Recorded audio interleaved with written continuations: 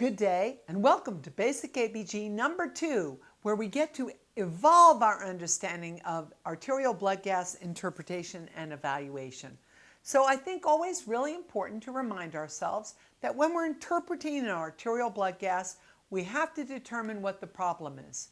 The problem is named by the direction of the pH in respect to perfect, 7.40. If the pH is down, it's on the acid side. If it's up, it's on the alkaline side, and that's any deviation from perfect. So remind yourself, when not perfect, the pH goes in the direction of acid or alkaline in the direction of the problem. So pH is up, alkaline, and down, acid. So step 1, when we look at an arterial blood gas, the first thing we do is say, is the pH, first and foremost, is the pH perfect? And is it inside or outside the range of normal? If it's inside range but down or up, it might just be a normal variation, which is great. But it could be also a problem with a compensation. So remember, pH should always be perfect. If it's inside the range, meaning from 7.35 to 7.45, two things may have occurred. One is it's just a normal variation, but no acidosis or alkalosis anywhere. Or secondly, it could be a problem that has a full compensation.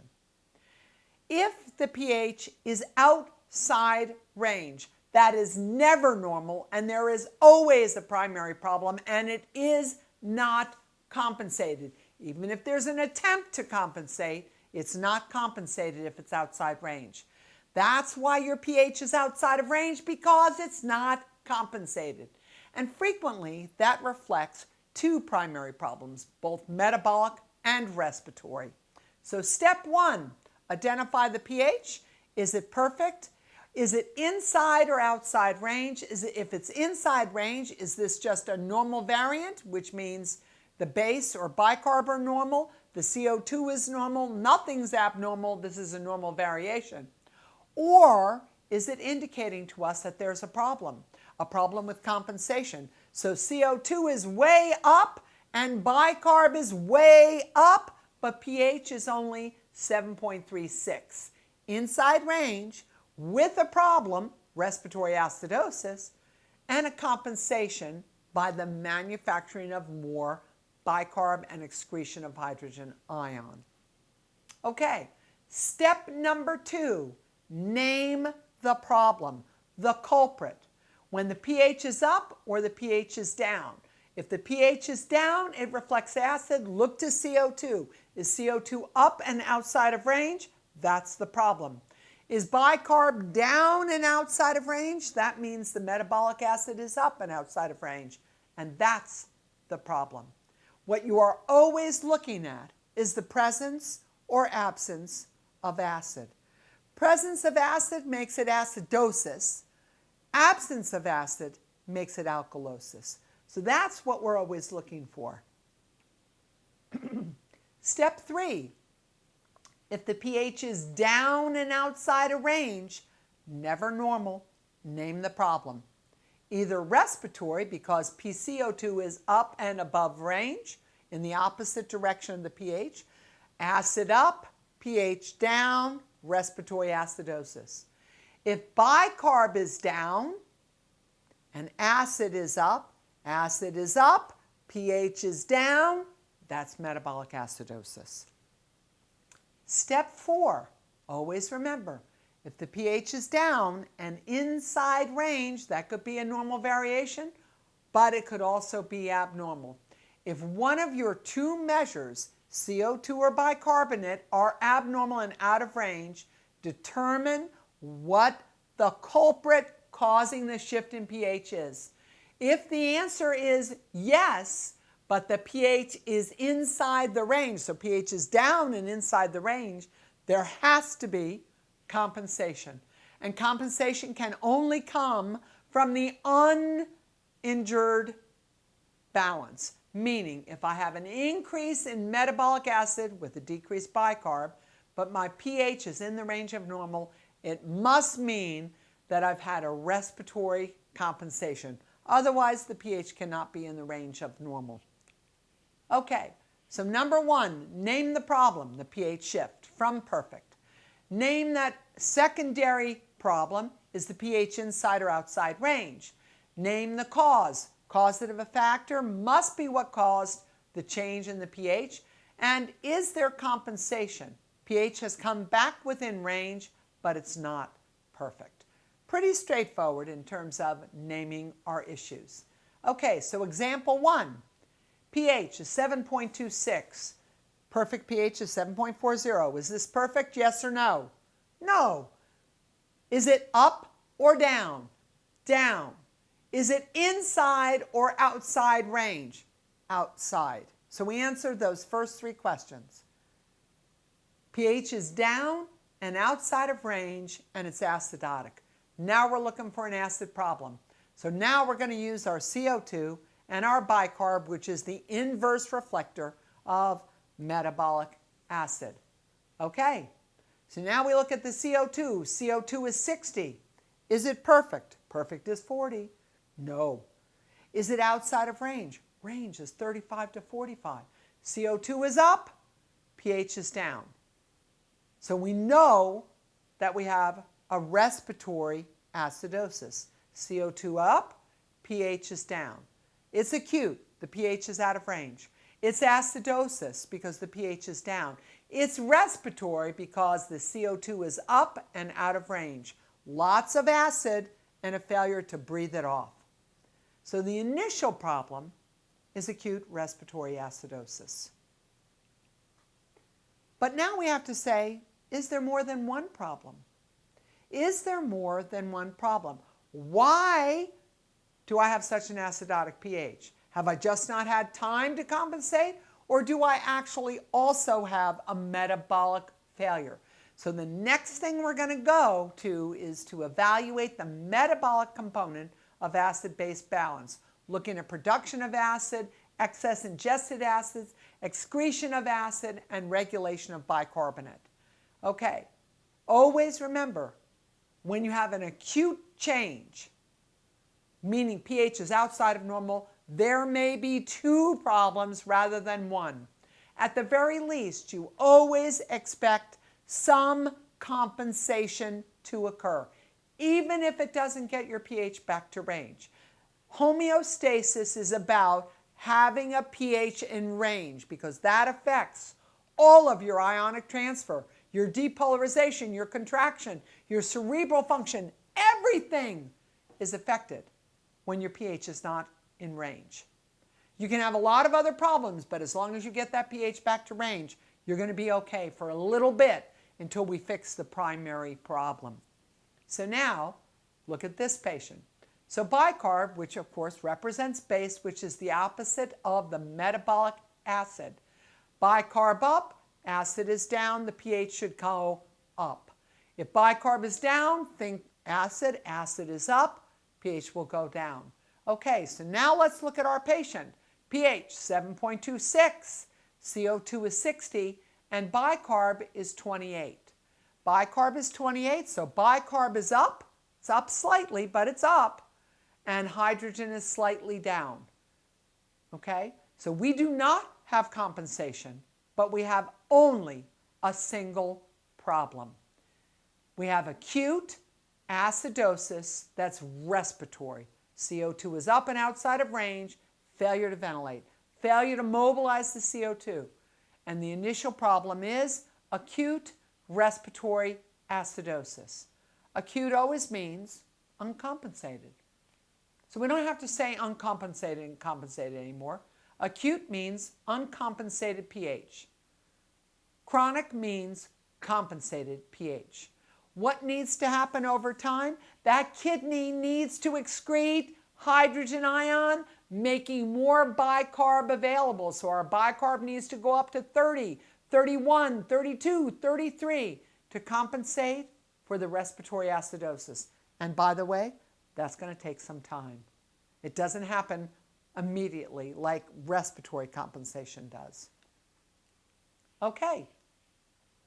5 hours later, Remember, we're looking at bicarb as the opposite of metabolic acid. If bicarb is up, pH should come up. If bicarb is down, that means metabolic acid is up, pH will go down. All right, now we're 5 hours later. pH is 7.35. Whew. Thank goodness I'm back to range. I'm back to normal. Do I still have a problem? Yes, indeed I do. I am on the acid side of normal, of perfect for my pH. Perfect pH 7.4, I'm on the acid side, 7.35.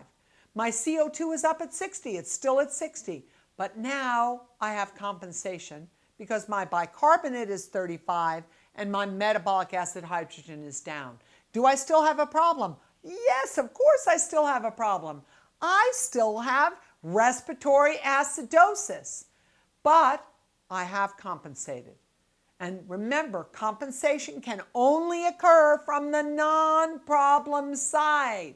So this is a kidney compensation, shifting the increase in carbonic acid into the separated products, hydrogen and bicarb, excreting hydrogen, retaining bicarb.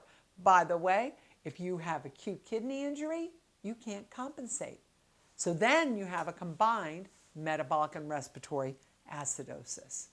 Okay, so let's take a look at this patient. Remember, perfect CO2 is 40, perfect pH is 7.4, and perfect bicarb 24, and perfect base is 0. Remember the range, 35 to 45 for CO2, 7.35 to 7.45 for pH, 22 to 26, which is the bicarbonate, and the base, -2 to +2. So now here's my example. My pH is 7.36, which is on the acid side. I look for the problem. I'm thinking in my mind, it might be normal or it could be a problem. I look at CO2, which is 44, no problem here. I look at bicarb, which is 24, no problem here. CO2 44, pH 7.36, bicarb 24, no problem here. It's just a normal variation. A normal variation. Okay, take a look at this one. Remember, perfect CO2 40, perfect pH 7.4, perfect bicarb 24, and perfect base 0. The range for CO2 35 to 45, pH 7.35 to 7.45, and bicarb 22 to 26, base -2 to +2. And on my example, my CO2 is 58, my pH is 7.36, my bicarb is 34, and my base is in excess, +6. So bicarb and base are up, which means metabolic acid is down. Do I have a problem? Look at my pH. Is my pH perfect or is it on the acid side? The acid side, correct, good, excellent. And now I look for the cause of that. Is it normal or do I have abnormality with compensation? If I have an abnormality, my pH cannot be in the range of normal without compensation.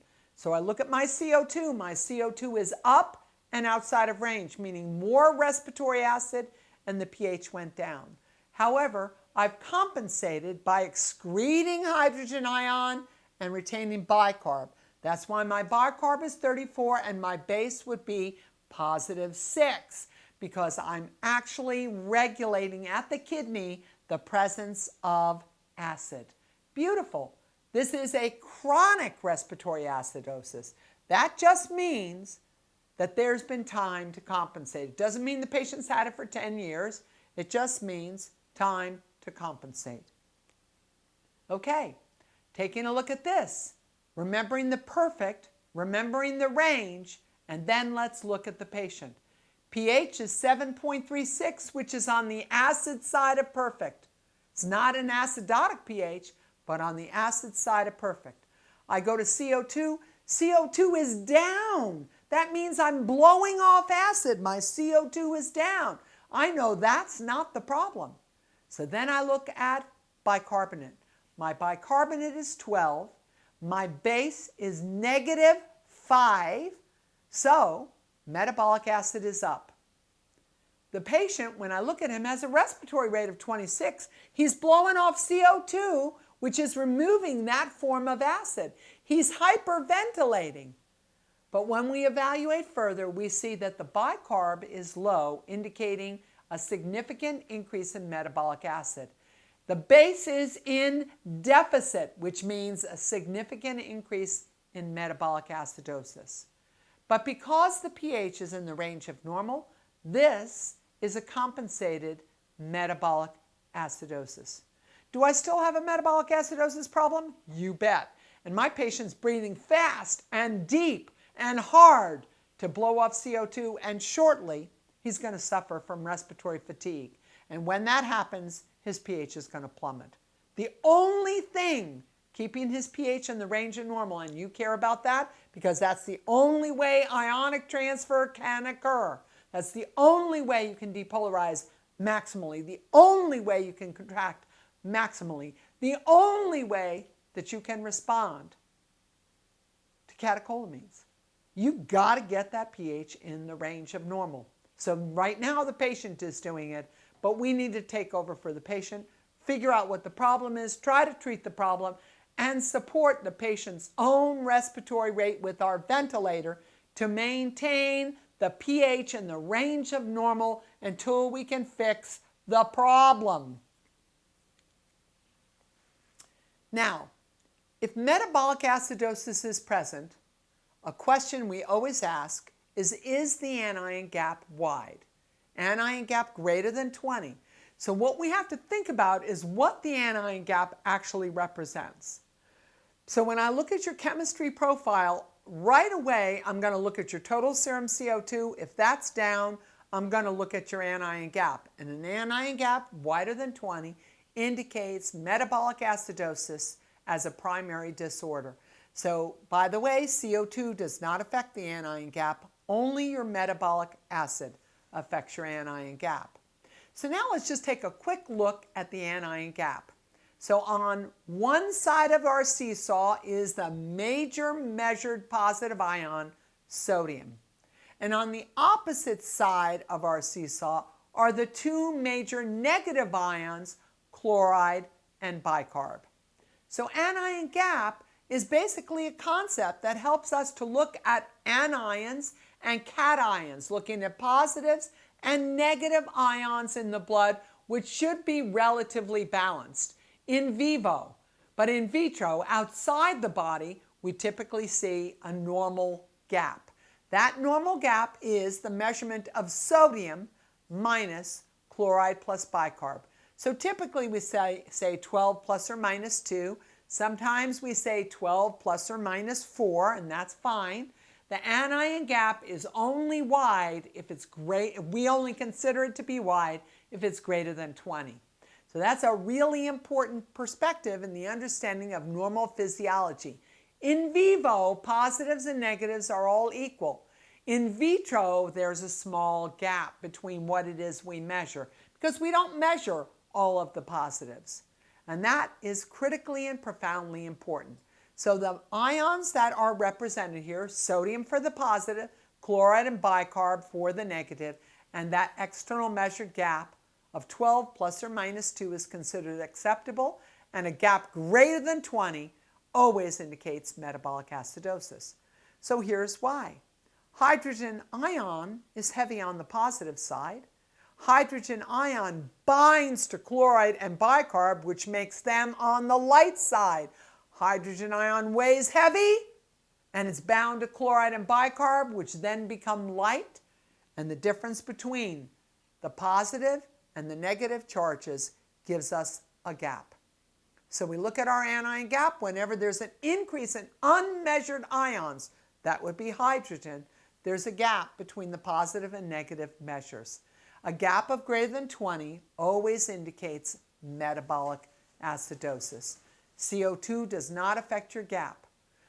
An increase in anaerobic metabolism producing lactate and donating acid, or in dysmetabolism of proteolysis and lipolysis produce the donation of hydrogen ion and ketones.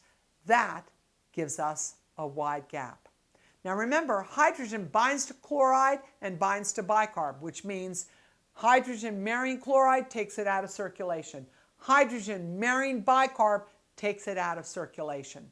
So that gets light on that negative side, and that's what gives us our anion gap. Okay. So that gap gets wide in metabolic acidosis. We love that anion gap. It's used to help confirm the type of metabolic acidosis with an ABG, and we like to use that anion gap even if we're just looking at chemistry. It's used to help us diagnose metabolic acidosis on your chemistry without an ABG, and it's the #1 reason you need an ABG to evaluate metabolic acidosis is a wide anion gap. Now, the anion gap is affected by two things that are really important. First of all, albumin. For every gram decrease in albumin, add 3 points to the gap. So if my albumin is 2, it should be 4. That means for each gram, I'm going to add 3 points. I'm 2 grams down. I'm going to add 6 points to my gap. So my gap was 18, but now I'm going to add 6 points. It's 24. That's a wide gap, and it indicates metabolic acidosis. But here's the most tricky one, because that one is pretty simple. Just calculate, right? The most tricky one is chloride. So you might recall even 5 years ago, 6 years ago, your #1 fluid for resuscitation was sodium chloride. But what we discovered is the administration of sodium chloride in excess caused hyperchloremia. High chloride causes a reduction in the circulating bicarbonate. High chloride binds to hydrogen, making it HCl, which is a weak acid, high chloride, a weak acid, bound to hydrogen, making a strong acid. But the problem with hydrochloric acid is it doesn't actually make carbonic acid, which means it can't dissociate to CO2 and water, which means it can't be blown off. So with hyperchloremia, you will have you can have severe metabolic acidosis. But because the chloride has gone up and the bicarb has gone down, your gap will not be wide. So just remember what we looked at back here. If chloride goes up and bicarb goes down, you actually have metabolic acidosis, but you don't have a wide gap. That's known as non-gap metabolic acidosis. And the major reason, and the only one that we're concerned about that causes this, is hyperchloremia. The #1 way that you get hyperchloremia in a critical care area is because we gave you too much sodium chloride, which is why we don't use normal saline as our major resuscitation fluid in anyone except head-injured patients. Okay, so now let's go back here. CO2, pH, and bicarb. pH is 7.31, which is down and outside of range. So we already know we have severe acidosis. We look at CO2. CO2 is 10, which is down and outside of range, meaning you're blowing off CO2 like crazy. So your expectation is when you get over to bicarb is that bicarb will be low and the base will be in deficit. This base deficit is around -12. Base deficit, -12, bicarb 5, hydrogen ion up, causing metabolic acidosis. Even though there's an attempt to compensate by rapid respiratory rate, blowing off CO2, it's impossible. It's impossible. Because you reach the limits of CO2 excretion by rapid ventilation, and your acidosis is very profound. So now, CO2 10, pH 7.31, bicarb is 5. Now I'm going to add in sodium 135 and chloride 90. So anion gap is sodium minus chloride plus bicarb. So that's 135 minus 95. I have an anion gap of 40. So even before I did a blood gas on my chemistry, I saw a wide anion gap and I already knew you had metabolic acidosis. Plus, when I walked into your room, you were breathing 40 times a minute. 40 times a minute plus a wide anion gap, metabolic acidosis with an attempt to compensate, but complete failure. Okay, so that wide anion gap requires a question. What's my patient's glucose and his ketone? Does he have lactic acidosis? And if neither, does his history support that he ingested acid? Was he taking a lot of salicylic acid at home because he has a fever? Did he ingest a lot of acid? And of course, last and not least is acute kidney injury, because acute kidney injury can also promote a wide anion gap. So I always like to remind you about lactic acid, right? Lactic acid, the lactate level. Lactic acid is a product of carbohydrate metabolism in an anaerobic environment. Now, lactic acid is rapidly buffered by extracellular bicarbonate, and that actually converts lactic acid into lactate, which does not promote an acidotic effect.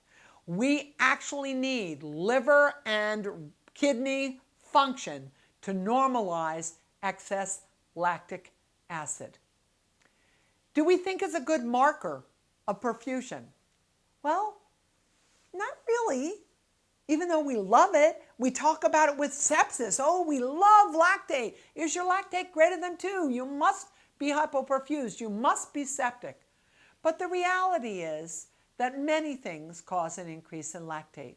So certainly, if my patient has metabolic acidosis with a high lactate level, we consider that that may be hypoperfusion,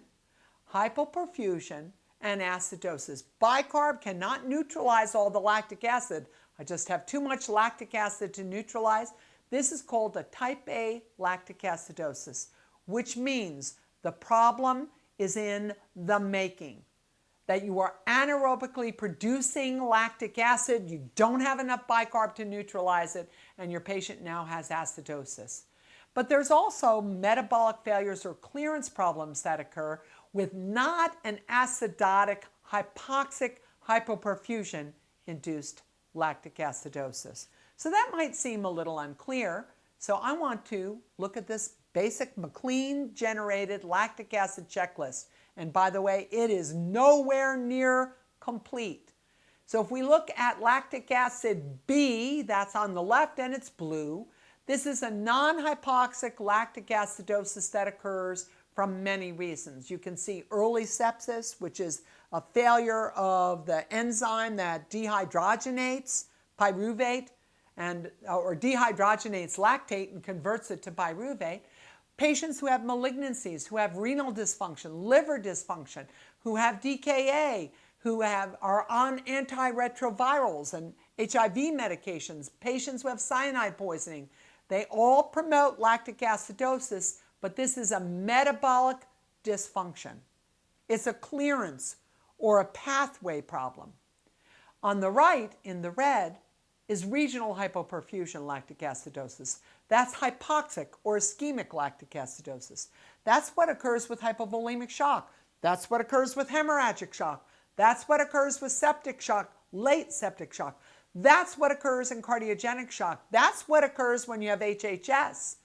These are significant issues that cause regional hypoperfusion deficits and a high level of production of lactic acid that cannot be neutralized by bicarbonate because it's just too much lactic acid. Now, nobody is saying at the bedside, you're going to say, hey, I think this is type B or type A. What I want you to do, though, is appreciate that all lactate and all lactic acid is not the same.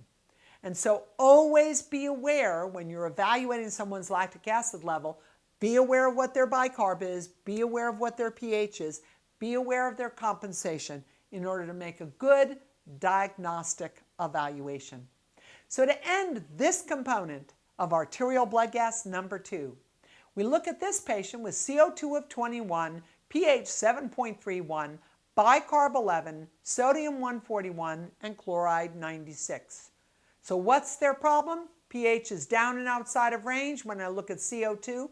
If CO2 was the problem, it would have to be up, but it's not, it's down. It's down. CO2 is down. So my patient is breathing off that CO2. Then I look at bicarb.